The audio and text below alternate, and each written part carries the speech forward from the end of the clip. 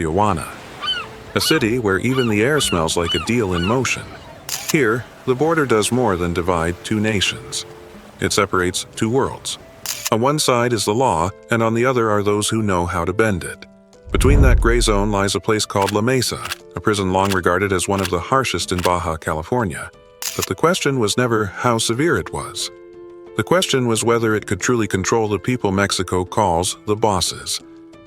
By the late 1990s, La Mesa looked less like a prison and more like a closed town. People called it El Pueblito, the little village. Inside were shops, food stalls, even guest rooms. Inmates traded, managed, and ran their own world while the guards mostly stood aside. Everything changed in 2002 when the government bulldozed the compound and declared it was restoring order. They built higher walls, imposed stricter checks, and isolated high-risk groups. But one thing did not change. The name La Mesa still made officials sweat whenever word of a riot spread.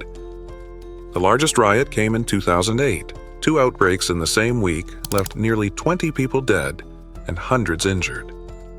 The official report cited water shortages and disobedience, but everyone knew it was cartel lines clashing inside. Afterward, many inmates were transferred to the new facility called El Hongo 2, deep in the Tecate Desert.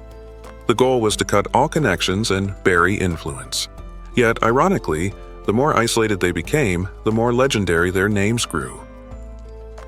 Extreme, in the context of Mexican prison management, means more than 22 hours a day inside a cell with no contact, no light, and no sound.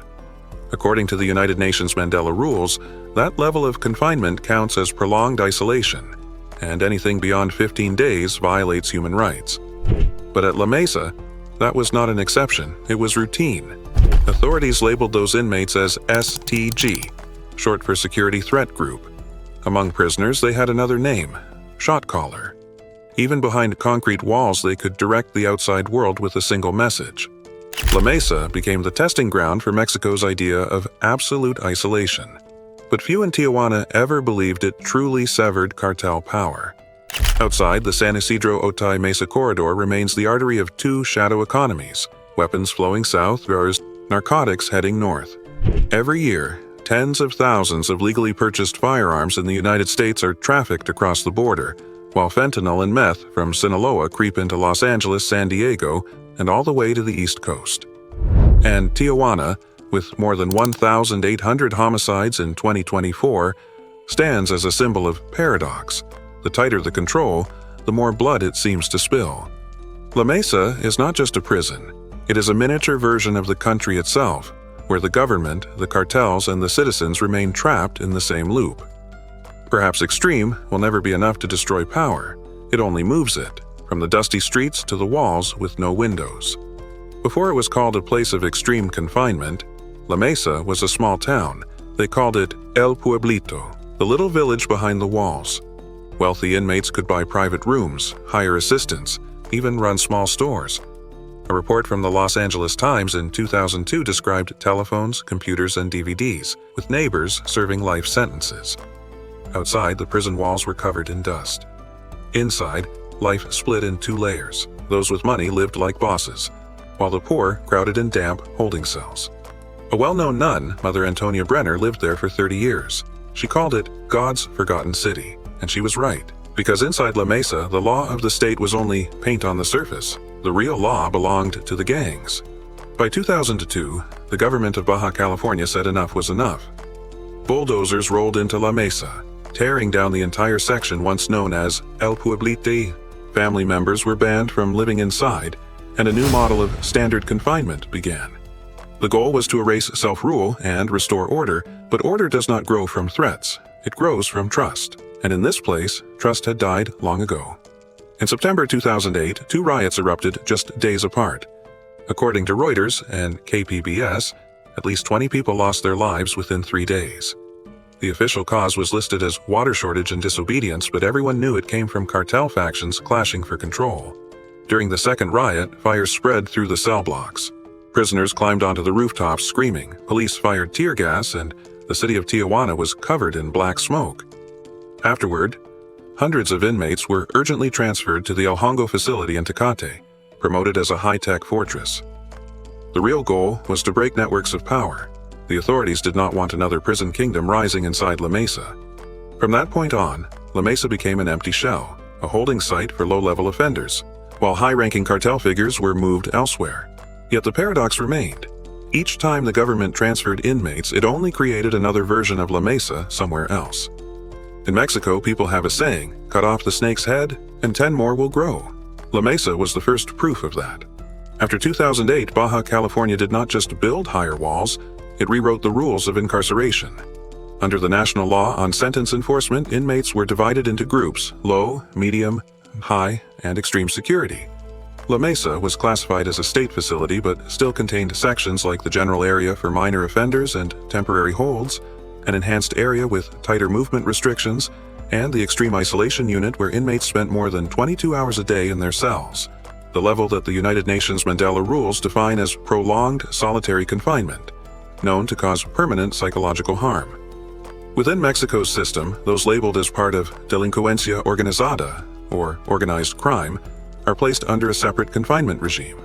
It means limited family visits, no free phone access, and all correspondence subject to inspection. In Baja California, the official visitation manual issued in 2011 requires family members to submit documentation proving relation and identification, then wait at least 7 business days for approval. On paper, it sounds reasonable. In practice, many families said they traveled more than 150 kilometers only to be turned away for not meeting security conditions. After 2008, the state installed cell signal jammers to block illegal communications and banned all outside food and personal items. However, a 2022 report by the human rights group ASILEGAL alleged that some facilities abused isolation measures, suspending all visits as collective punishment, a clear violation of national human rights standards. The control structure was often compared to a 3-layer network. Layer number 1, physical surveillance, through walls, cameras, and jammers. Layer number 2, psychological control, through silence and separation. Layer number 3, administrative control, through files, cards, and ID codes. Everything worked under one single principle: never let anyone hold influence for too long. Yet as one former guard told El Imparcial, we change cells, we change wings, we change prisons, but they only change the way they give orders. Every prison has walls, but in La Mesa, the walls are not the most frightening part.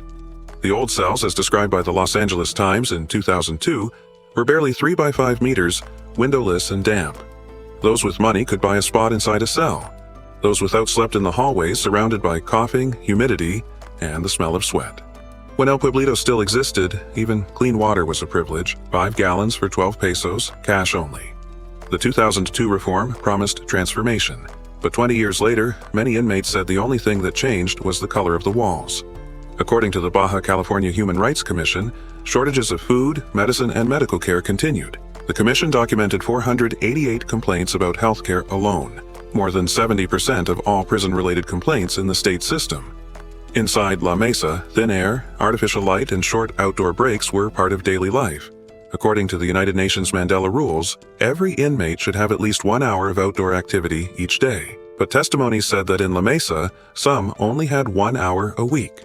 A female prisoner transferred from El Hongo said, "I went outside twice in a month. The rest of the time I saw the sky only through a crack in the door." Medical issues were even more severe. The CEDHBC reported shortages of medication for chronic illnesses, delays in hospital transfers, and cases of unrecorded deaths. A report by El Sol de Tijuana in 2025 said medical complaints increased by 30% compared to 2023, while the government responded by simply adding large batches of medicine as a temporary measure. A retired guard said, "We called the medical unit El Cementerio Blanco, the White Cemetery. There was no blood, only people lying there in silence." Independent oversight from the National Human Rights Commission continues each year.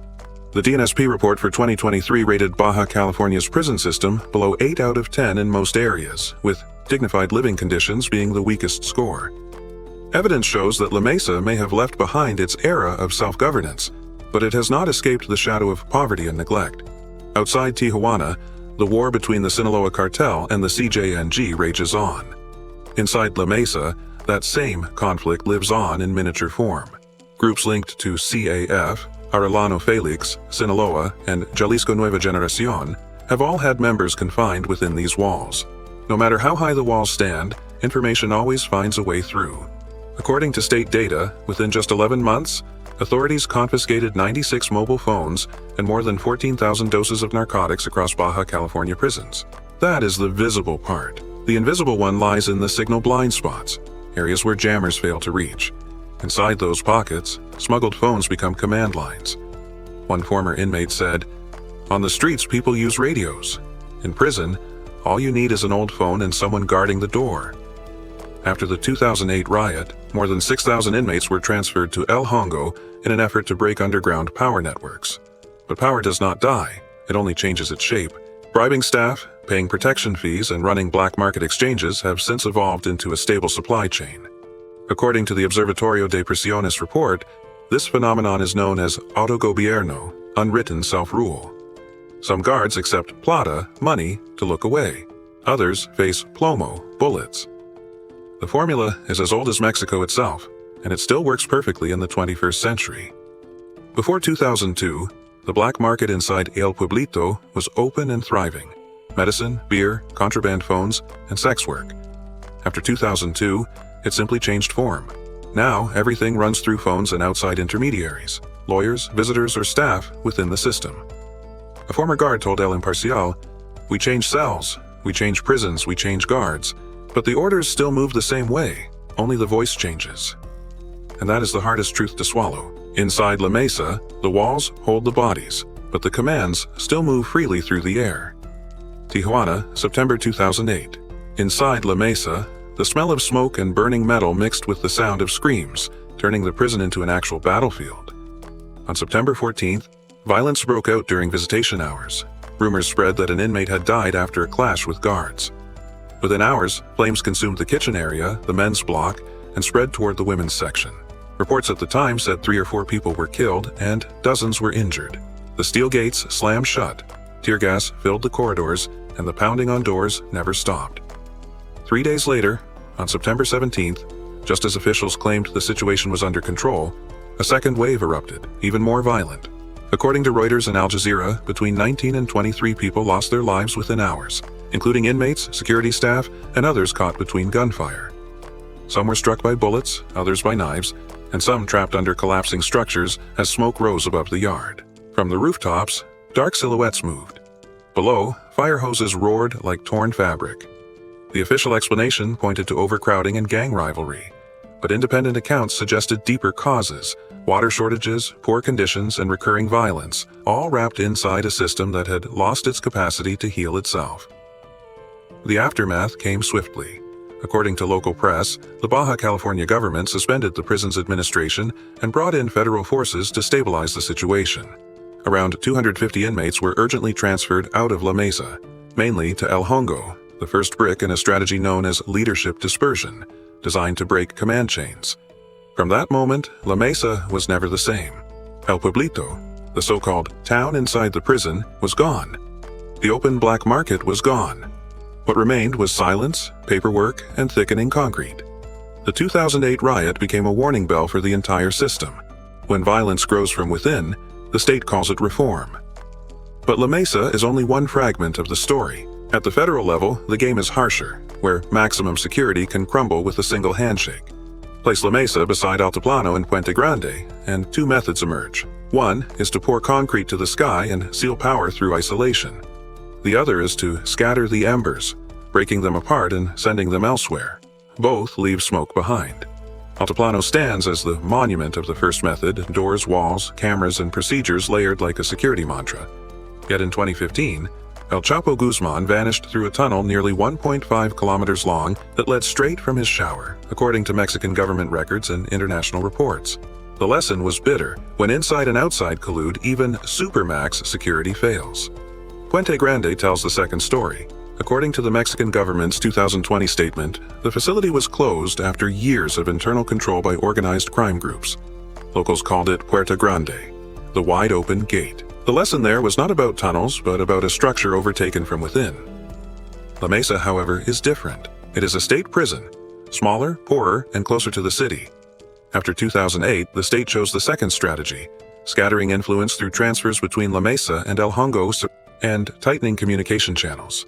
Between 2021 and 2023, according to official reports, Baja California transferred roughly 6,600 inmates among its facilities. During the same period, 96 cell phones and about 14,000 doses of narcotics were seized, numbers that show both the effort to cut command lines and the persistence of the underground trade. At Altiplano, secrecy is the weapon.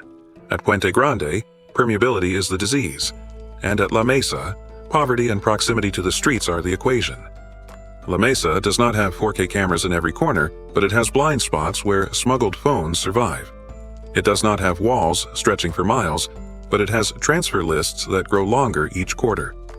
As for the effectiveness of breaking command chains, it is relative, never absolute. Altiplano proved that discipline cannot defeat collusion. Puente Grande proved that infrastructure cannot save a captured structure. And La Mesa proved that dispersion only delays the message. It does not erase it. When one connection is cut, another rises, with a new name, a new SIM card, and a new voice giving the orders. If it can be summed up in one line, concrete walls can hold the body, but orders only need space to echo. In the world of incarceration, there exists a punishment that requires no whips or chains, only silence. It is called long-term isolation. According to the United Nations Mandela rules, isolation occurs when a person is confined for more than 22 hours a day, without meaningful human contact or conversation. When that condition extends beyond 15 days, it is considered a violation of international standards. The United Nations defines it as cruel treatment, one that may amount to psychological torture. But in prisons like La Mesa and many others across Mexico, isolation is not merely a punishment, it is the system itself. Inmates can spend their days in cells without natural light, without water, without letters, and without voices, hearing only the footsteps of guards in the corridor. Some have said, the hardest part is not hunger, it's realizing the only voice left is your own. Science has already confirmed this. Studies in the United States show that inmates who have experienced isolation are many times more likely to engage in self-harm compared to those in general population. The same symptoms appear again and again: hallucinations, paranoia, depression, insomnia, and the loss of any sense of time. Among younger prisoners or those with mental disorders, the suicide rate is even higher. A long-term study in North Carolina found that people who had spent time in restrictive housing were 24% more likely to die within the first year after release, and 78% more likely to take their own lives. Not because they wanted to die, but because they no longer knew how to live among other people. Human rights organizations say that lack of sunlight, lack of outdoor time, or absence of independent medical care are all sufficient to constitute violations of international norms. Yet in Mexico, those conditions remain routine. People build walls to protect society, but sometimes those walls seal off the last traces of humanity. One inmate once said, "Here, we no longer count the days, we just count whether we still hear another voice." Numbers cannot tell the whole story. Inside La Mesa and other prisons, people still breathe, still fear, and still wait. Only few ever see them. The first group are the long-term local inmates. They are Mexicans born into poverty, raised in violent neighborhoods, and many have been imprisoned for more than a decade. Their families visit regularly, wives bringing food, children bringing drawings. But to pass through La Mesa's gate, they must stand in line, face inspections, and pay for travel, meals, and waiting hours. The state sustains the body, but the family sustains the soul. According to Mexico's Human Rights Commission, MOA's, most complaints in the prison system involve lack of medicine, overcrowding, and internal violence. Over time, these become wounds that never truly heal. The second group are foreign inmates who do not speak Spanish. For them, isolation is even harsher. They cannot understand the rules, the guards, or anyone around them. One former U.S. Marine held in Baja said, "I was a hero in Iraq, but here, I'm just a mute." With no interpreter, no letters, and no consular contact, they are cut off from the entire world. In this environment, language is not just a barrier. It is a weapon that quietly erodes a person's mind. The third group are the young couriers drawn into drug trafficking. In Tijuana, they are called halcones, the lookouts. At 12, they already know how to spot police license plates. By 16, they are carrying packages across the border. When arrested, some are still legally minors. Many have no private attorney and barely understand their charges. They only know they are now in a place where there is no tomorrow. Human rights groups warn that young inmates are the most vulnerable to self-harm, especially when kept in solitary cells. Each day without another human voice is another day losing touch with reality. On the other side of the bars, the guards are not the powerful figures people imagine. They live between two worlds. If they obey superiors, the cartels may retaliate. If they look away, they risk dismissal or prosecution. One former guard said, "I just want to go to work and come home with my family still together." And the families, especially the women, carry the heaviest weight. They quit jobs, sell belongings, just to afford a visit. Every trip is filled with fear, wondering if their loved one is still alive, if they have eaten, or if someone has hurt them. Long-term confinement does not imprison just one person. It imprisons everyone who loves them. By the time they are released, society has already forgotten who they are, and that emptiness can feel colder than any cell. If La Mesa is the pressure chamber of violence, then the US-Mexico border is the pipeline that never lets that pressure drop. Each day, thousands of trucks cross the checkpoints between Tijuana and San Diego. In one direction, weapons move south, through brokers and into the hands of cartels. In the other, narcotics flow north, and the debt of blood is paid in dollars. According to the ATF, more than one-third of firearms recovered in Mexico can be traced to U.S. buyers, and about 70% of all traced weapons once passed through American territory. Meanwhile, the DEA has acknowledged that nearly all fentanyl entering the United States is coordinated by the Sinaloa and CJNG organizations. Nearly 90% of seizures happen at official ports of entry, not in the open desert. And in Otay Mesa, the area adjacent to La Mesa, joint task forces have uncovered multiple cross-border tunnels, some only steps away from residential homes. After the 2008 riot, Tijuana became a focal point of cooperation between both governments. The Bicentennial Framework was launched in 2021, replacing the old war on drugs with a three-pillar model of security, public health, and community. At the same time, Mexico increased the extradition of high-level suspects to the United States in exchange for funding, equipment, and intelligence data. But crime knows no border, and neither do prisons. When the streets outside grow violent, the sound of metal echoes within. As weapons move south and drugs move north, La Mesa becomes a distorted mirror reflecting both worlds, one built on trade, the other on consequence. 2 decades after reform, one question remains unanswered. Has extreme confinement truly worked? If judged by statistics, the answer might appear to be yes.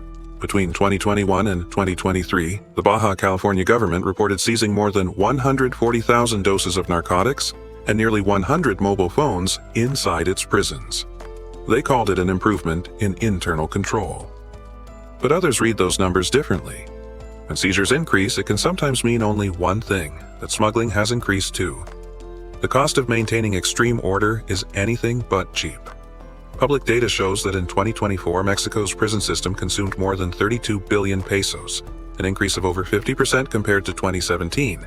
In Baja California alone, hundreds of millions were spent on food, gas, medicine, and new staff positions for guards. Yet living conditions remain, in the words of the National Human Rights Commission, only barely acceptable.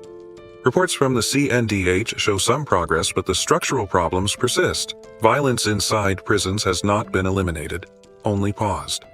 Contraband still slips through visitation channels, dies, and cartel command lines still find a way to function, no matter how thick the walls become. In medicine, there's a phrase for this: relative effectiveness.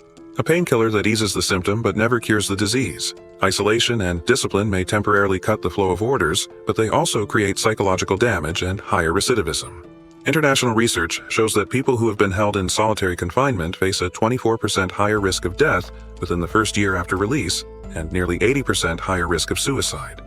The price of extreme control is not measured only in budgets, but in the loss of humanity. When a system defines silence as success, then every remaining sound, a cry, a knock, a sigh, becomes a proof that someone inside is still trying to remind the world they are alive. People often say, to put out the fire, you must cut off the oxygen. For Mexico, that oxygen is cartel power. But the problem is, inside prison, they do not breathe the same air as the rest of us. For years, authorities believed that the only way to control chaos was to lock people into silence. More locks meant less risk, but the evidence does not agree. The United Nations has long warned, if a prisoner is held more than 22 hours a day without human contact, that is isolation. If it continues beyond 15 days, it becomes psychological torture. Yet in La Mesa, many have lived that way for months. Many officials believe that supermax facilities, the so-called maximum security model, would make inmates fearful and obedient. In reality, studies from the United States and Europe show the opposite. Isolation does not make people better. It simply breaks their ability to function as human beings. Those who leave such confinement often return to society with hollow eyes, and in some cases more violent than before. Even when every door is locked, power still finds its way out. In La Mesa, every time a powerful inmate was moved to a different cell, a different block, or a different prison, it took only days before someone else replaced him. Not because the system was weak, but because it was never protected the right way. To break this chain of power, the first step is to protect those who hold the keys. A guard who fears the cartel cannot enforce the law. They need fair wages, proper training, and safe reporting channels where they can speak without fear of being silenced. This is the foundation of what the United Nations calls dynamic security. Control based on understanding, observation, and information, not just on walls and chains. Alongside that must come independent oversight. In Mexico, the CMDH operates a prevention mechanism against torture, but for it to truly work, they must be allowed unannounced access, private interviews with inmates, and full public transparency. Without openness, every human rights promise is meaningless. As for the illicit communication channels, smuggled phones, letters, or disguised visits, the solution is not total blockage, but legal filtration.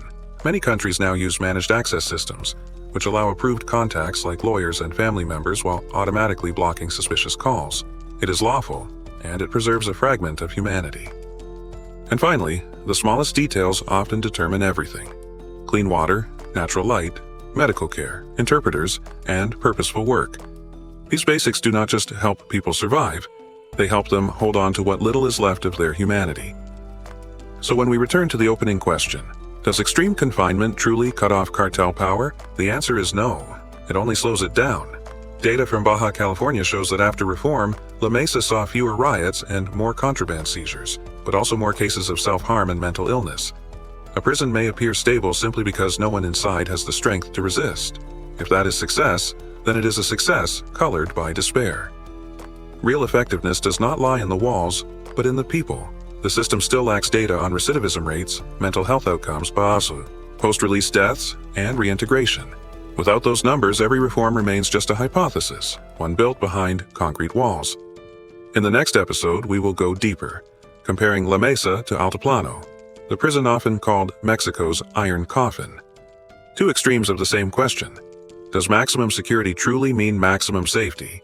Or is it simply a new coat of paint over a system that has been decaying from within? All data presented in this video comes from the Mandela Rules, UNODC, CNDH, DEA, ATF, and peer-reviewed research in criminology and JAMA Network Open. Each source has been verified, and every conclusion has its limits. Because in the world of prisons, the most dangerous thing is not violence. It is the illusion that we already understand it.